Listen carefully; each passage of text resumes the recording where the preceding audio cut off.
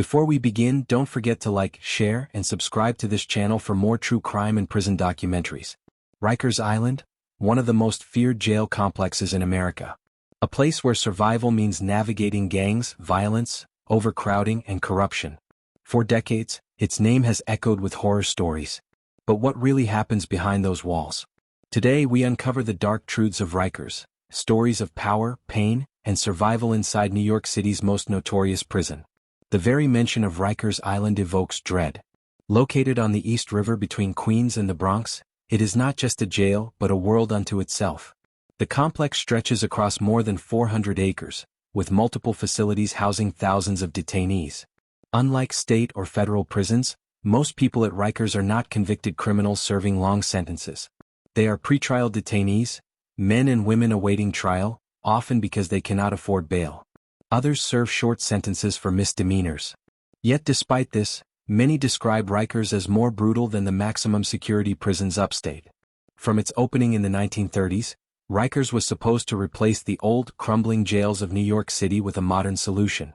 City officials promised better conditions, more humane treatment, and a step away from the brutality of the notorious Blackwell's Island Penitentiary. Instead, Rikers became infamous for exactly the opposite. Journalists, human rights groups, and federal prosecutors have called it a culture of violence, where abuse, neglect, and systemic failures define daily life. One of the earliest signs of trouble came not just from inmates, but from the staff themselves. Guards, officially called correction officers, often acted as both enforcers and aggressors. A 2014 investigation by the U.S. Attorney's Office for the Southern District of New York revealed widespread brutality, particularly against teenage inmates. The report described incidents where correction officers used excessive force for minor infractions. Broken jaws, fractured eye sockets, and concussions handed out for talking back or failing to follow orders quickly enough. Teenage detainees, some as young as 16, were beaten so often that one federal prosecutor described Rikers as a place where brutality is the norm. But violence did not come only from staff. Inside Rikers, gangs exert control over every corner of daily life. Former detainees report that access to phones, commissary items, even safe passage through a dorm, depends on who you know and what crew you belong to.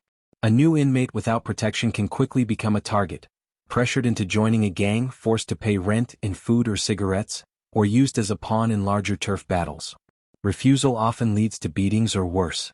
This unofficial hierarchy is so deeply ingrained that even correction officers are accused of allowing gangs to police dorms in exchange for keeping order. The result is a jail where survival requires negotiation, loyalty, and sometimes submission. Conditions in the physical environment only heighten the struggle. Overcrowding has plagued Rikers for decades. Former detainees described sleeping on the floor when beds ran out, or crammed together in filthy dormitories where the air reeked of sweat and sewage. Bathrooms overflowed, showers often didn't work, and rodents scurried through cells at night.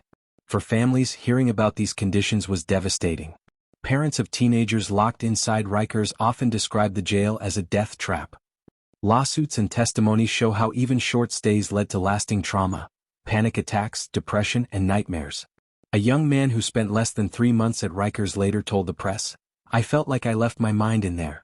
I'm not the same person anymore." The psychological toll became most evident in the case of Kalief Browder, a 16-year-old arrested in 2010 for allegedly stealing a backpack. Unable to pay bail, he spent 3 years at Rikers, much of it in solitary confinement. Though later released without conviction, Browder never recovered.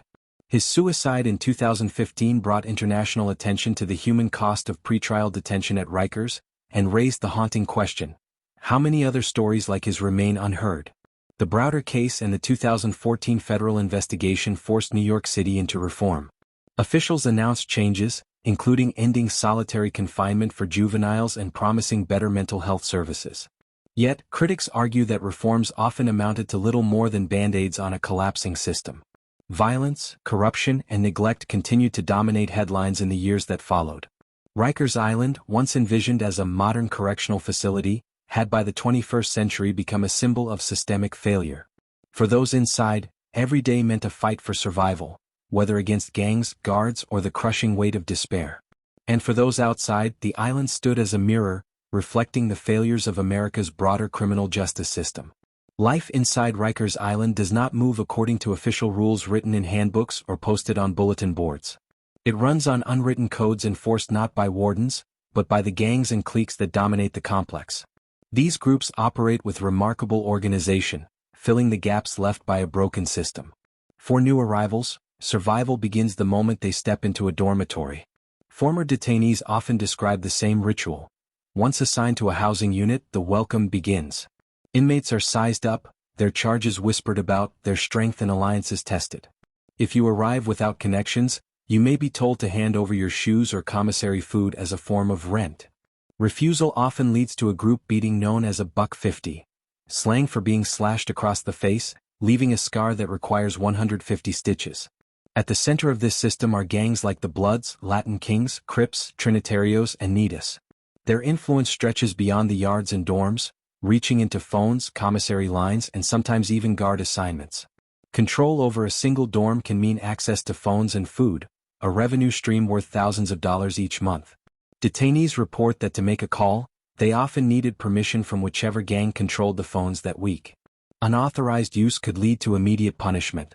The commissary economy is even more cutthroat. Officially, commissary allows detainees to buy snacks, hygiene items, and small comforts. Ramen noodles, chips, deodorant, or envelopes. But inside Rikers, these small items become currency. A pack of noodles might be traded for protection.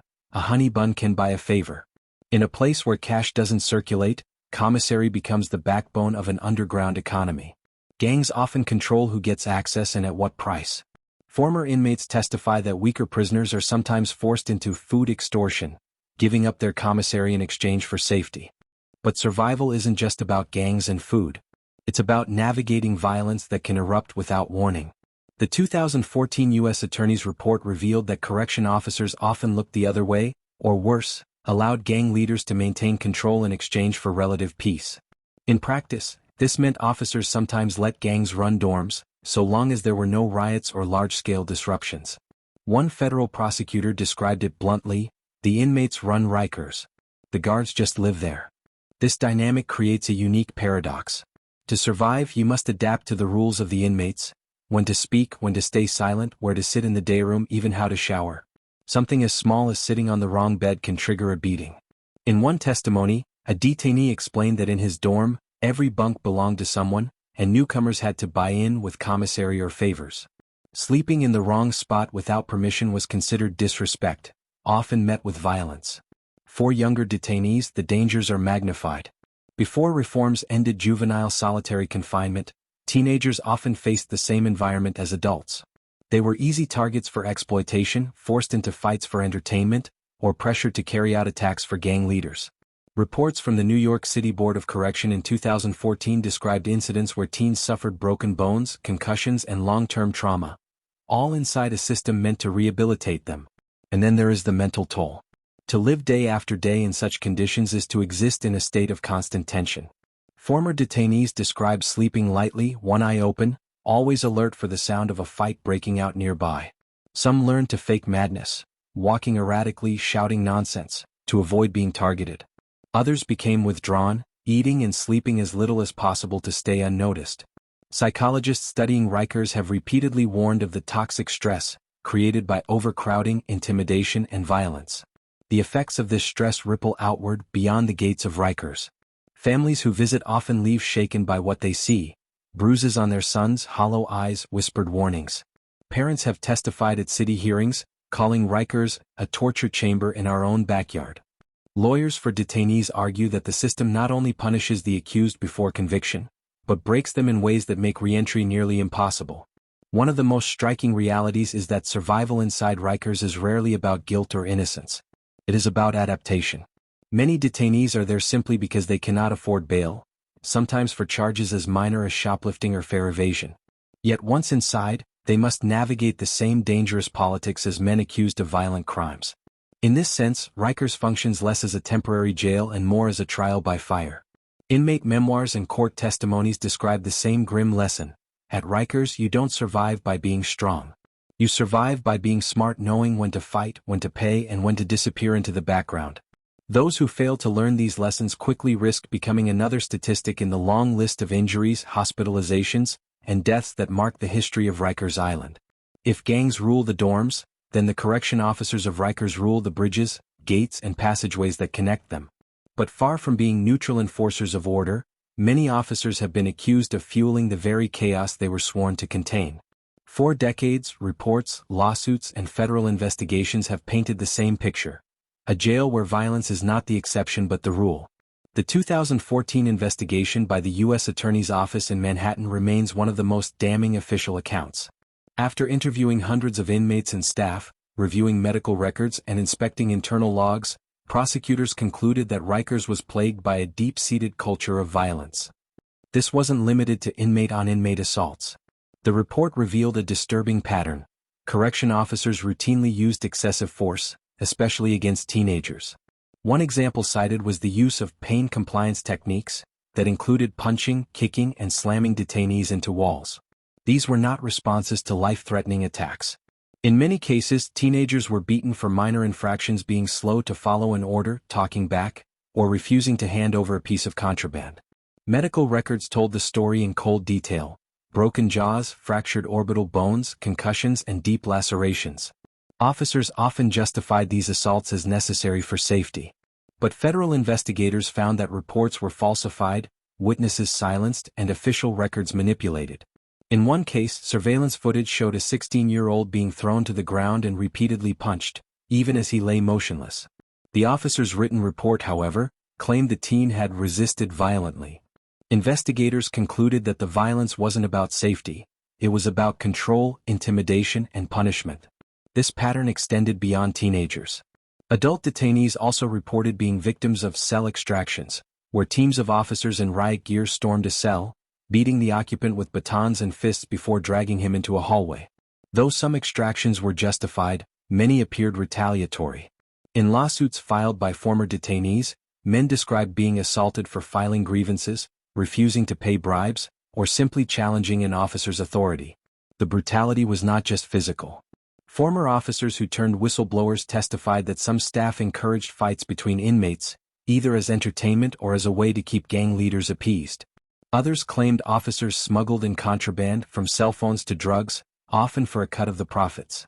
In 2019, a former Rikers officer pleaded guilty to accepting bribes in exchange for sneaking in narcotics, a case that highlighted how corruption blurred the line between jailer and criminal. The New York City Department of Correction (DOC) has consistently defended its staff, arguing that officers face dangerous working conditions, often outnumbered by inmates in volatile dorms. And it's true, assaults on officers are also a part of the Rikers story. Union leaders regularly point to statistics showing dozens of correction officers injured each month in fights, stabbings, or gang ambushes. In one widely reported case, an officer was slashed across the face by an inmate wielding a homemade blade, requiring more than 20 stitches. But critics argue that the cycle of violence is self-sustaining.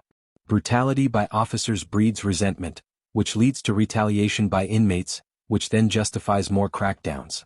Federal prosecutors in 2014 described it as a feedback loop of violence, where both staff and detainees live under constant threat. The psychological toll of this environment is staggering.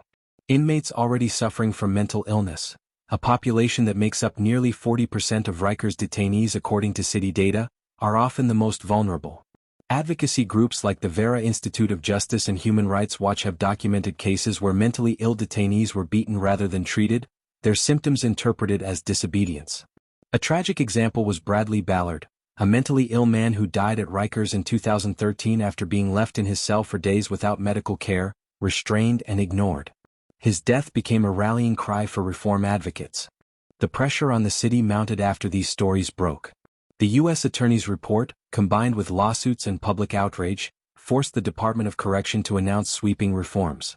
These included ending solitary confinement for juveniles, increasing mental health staff, and installing more surveillance cameras. In theory, these steps would create transparency and accountability. Yet even with reforms, critics argue little changed. By the late 2010s, investigative journalists continued to report on violent assaults, falsified records, and deaths inside Rikers. In 2021, as the COVID-19 pandemic exacerbated staff shortages and overcrowding, Rikers again made national headlines. Detainees posted videos from contraband cell phones showing filthy conditions, overflowing toilets, and dormitories where officers were absent for entire shifts. Advocates describe the jail as being in a state of collapse. What becomes clear from decades of reports is that violence at Rikers is not random. It is systemic. It is woven into the fabric of the institution, reinforced by both staff and inmates, and perpetuated by a system that has long prioritized control over rehabilitation. For those locked inside, this reality means that survival is not just about avoiding gangs. It is about navigating a volatile relationship with the very officers who hold the keys to their cells. For most detainees, the brutality of Rikers is not confined to fists, batons, or gangs. It seeps into the smallest routines of daily life. Step into a housing dorm and the first impression is overwhelming. Noise, heat, and chaos. Dozens of men squeezed into spaces designed for far fewer, mattresses laid on the floor where walking rooms should be, voices clashing with the echoes of slamming doors.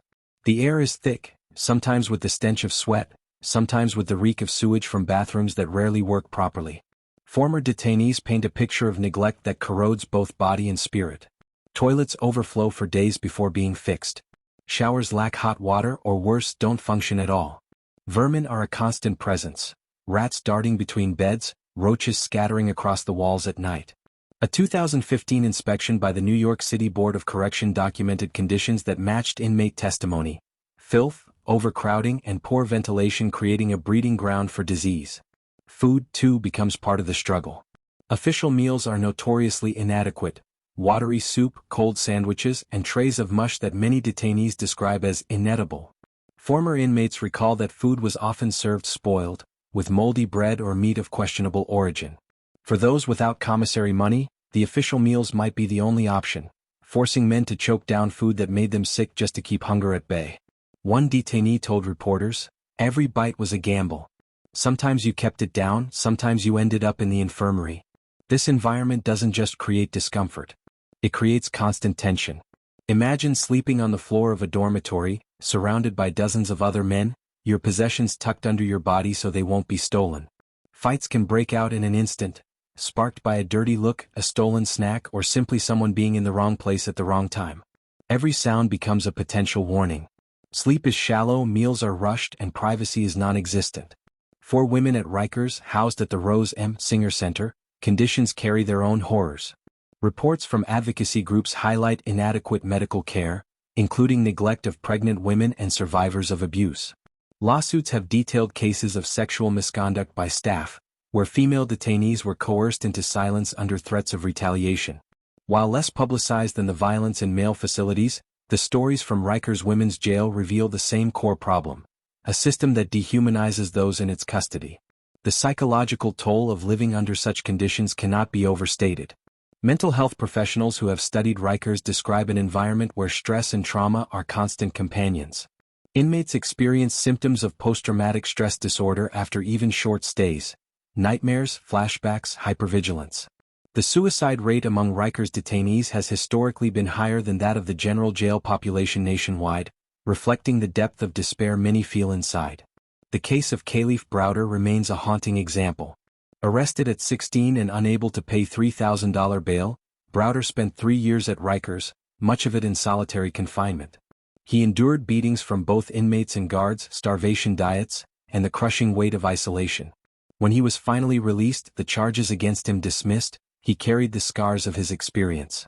Browder's suicide in 2015 was a tragic reminder that Rikers' impact doesn't end at the gate. For many, it follows them into freedom, shaping the rest of their lives. What makes these realities even more harrowing is that most people at Rikers are not serving long sentences. The majority are pretrial detainees, men and women still legally innocent, held because they cannot afford bail. Some spend weeks, others months, and in some cases years awaiting trial. By the time they step into a courtroom, they may already be broken by the experience. Family visits are meant to be a lifeline, but they too carry their own burdens. Visitors describe humiliating searches, long waits, and the pain of leaving loved ones behind in such conditions. Parents of detainees have testified at city hearings about how visits became psychological torture, a reminder of the suffering their children endured, with little they could do to help. By the mid-2010s, public outrage over these conditions reached new heights. Advocates from groups like the Legal Aid Society, ACLU, and Human Rights Watch published reports calling Rikers a humanitarian crisis. Lawsuits piled up, demanding reforms and compensation for abuse. Yet despite the headlines, the lawsuits, and even the federal intervention, many former inmates insist that little truly changed. Inside Rikers, daily life remained a gauntlet of filth, fear, and fatigue. For those trapped there, the clock moved slowly, each day blending into the next, every moment a test of endurance. Survival meant not just avoiding violence, but enduring the grinding weight of dehumanization. By the mid-2010s, the name Rikers Island had become a symbol of everything wrong with America's jail system. Lawsuits, federal investigations, and endless stories of violence and neglect forced New York City leaders into a corner. The question was no longer whether Rikers needed reform, it was whether the jail should exist at all. The tipping point came in 2017, when then-Mayor Bill de Blasio announced a historic plan. Rikers would be shut down within 10 years. The city would replace the complex with smaller, community-based jails in Manhattan, Brooklyn, Queens, and the Bronx. The rationale was clear. Rikers had become too toxic, too violent, and too entrenched in abuse to fix. Closing it, advocates argued, was the only way forward. But closing Rikers proved more complicated than political speeches suggested. The facility still held thousands of detainees, and the city's justice system relied heavily on its massive capacity. Meanwhile, construction of replacement jails met fierce opposition from local communities who did not want correctional facilities built in their neighborhoods. Lawsuits and delays slowed the process. Even as demolition plans were drafted, Rikers remained full, a limbo between the promise of closure and the reality of overcrowding. During this time, conditions did not improve. In fact, by 2020 and 2021, they worsened dramatically. The COVID-19 pandemic magnified every weakness in the system.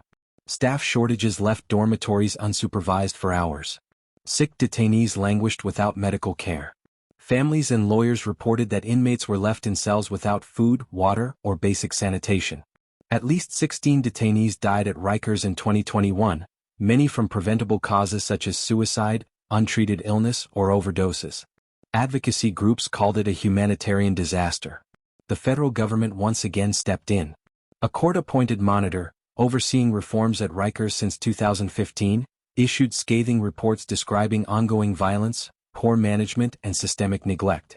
In 2022, federal prosecutors warned that if the city could not control the crisis, the jail might be placed under federal receivership, effectively removing it from city control. This threat underscored just how dire the situation had become. Survival stories from this era echoed those of decades past. Detainees smuggled out videos showing men sleeping in hallways, garbage piled up in corners, and rotting food served on trays. Families of the deceased testified before city council, describing Rikers as a death sentence before trial. Advocacy organizations like the Correctional Association of New York and the Vera Institute of Justice pressed harder than ever for closure, arguing that reforms had failed. And yet, as of today, Rikers still stands. The city has pledged to close it by 2027, but critics fear that delays, political shifts, and financial hurdles may extend its life far beyond that deadline. Meanwhile, thousands continue to cycle through its gates each year. Most are pretrial detainees, legally innocent but too poor to pay bail. Many spend weeks or months in conditions that scar them long after release. The legacy of Rikers Island is not just about one jail. It is about a system that allowed such a place to exist for nearly a century. It is about the Kalief Browders, the countless unnamed men and women who endured trauma, and the families who still grieve. It is about a city that promised reform after every scandal but often failed to deliver. And most of all, it is about the central truth every former detainee repeats. Rikers is not just a place of confinement. It is a place of survival. To live through Rikers is to learn rules you never asked to learn, to make choices you never wanted to make, and to carry scars, visible and invisible, for the rest of your life. For the men and women who lived it, survival meant more than making it to release. It meant holding on to a piece of themselves, resisting the dehumanization that Rikers imposed. Some succeeded. Many did not. Today, as bulldozers and blueprints hang over its uncertain future, Rikers Island remains a cautionary tale. A reminder of what happens when punishment replaces justice, when control overshadows humanity, and when a city allows survival to become the only measure of life inside its jails. The tragedy of Rikers Island doesn't end when detainees walk free. In many ways, that's when the damage becomes fully visible. For some, freedom means stepping back into neighborhoods already scarred by poverty, addiction, and violence, now carrying the trauma of having survived one of the harshest jail complexes in America. Former detainees often describe re-entry as another sentence. Time spent inside Rikers leaves them with scars that linger: hypervigilance, insomnia, panic attacks. Many develop post-traumatic stress disorder, struggling with flashbacks of beatings, strip searches, or nights sleeping on concrete floors. Mental health experts note that even short stays, as little as a few weeks, can leave people permanently changed. Families also carry the burden. Parents recount sleepless nights, knowing their children are enduring beatings or hunger. Siblings and spouses often struggle with guilt, powerless to intervene. The financial cost is devastating: bail fees, legal bills, commissary money, and the lost income of a detained family member push households deeper into poverty. One study by the Prison Policy Initiative found that families of detainees nationwide spend billions of dollars annually on commissary and phone calls, and at Rikers, where gangs and scarcity fuel exploitation, these costs are even higher. The ripple effects extend into communities. Neighborhoods in the Bronx, Harlem, and Brooklyn, where many Rikers detainees come from, bear the weight of broken families, untreated trauma, and cycles of incarceration. Advocates argue that Rikers doesn't just punish individuals. It destabilizes entire communities. And yet, even with decades of scandals, Rikers has produced few lasting reforms. Lawsuits often lead to financial settlements, but the city has spent hundreds of millions of taxpayer dollars paying victims rather than building meaningful alternatives. Reports gather dust while conditions persist. For many New Yorkers, the sense is clear: Rikers is not simply a jail. It is a machine that consumes lives and money while offering little in return. This raises a haunting question: why has Rikers survived for so long? Some point to politics. No mayor wants to be accused of being soft on crime. Others point to unions, contracts, and the city's reliance on a centralized jail complex. But at its heart, Rikers endures because the people most affected by it, poor, often Black and Latino detainees, lack the political power to force immediate change. For them, survival is not just about enduring Rikers. It is about fighting against the system that put them there in the first place. It is about reclaiming dignity in a world designed to strip it away. Rikers Island has been called many things: a death trap, a torture chamber, and a symbol of broken justice. Whatever name you choose, its legacy is undeniable. For nearly a century, thousands of men and women have walked through its gates and come out changed. Some hardened, some shattered, some never returning at all. As New York City debates its future, demolition, replacement, or federal takeover, one truth remains: Rikers has left a mark not only on those who endured it but on the city itself. It is a reminder of what happens when survival becomes the only form of justice. And that's why these stories matter. Because behind every headline, every lawsuit, and every reform there are human lives. People who entered Rikers accused but not convicted, and left with wounds no courtroom verdict could erase. If you've stayed with us through this journey, we ask you, like this video, subscribe, and share these stories. Because until Rikers is history, its shadow continues to fall over New York City, and over every person still fighting to survive inside its walls.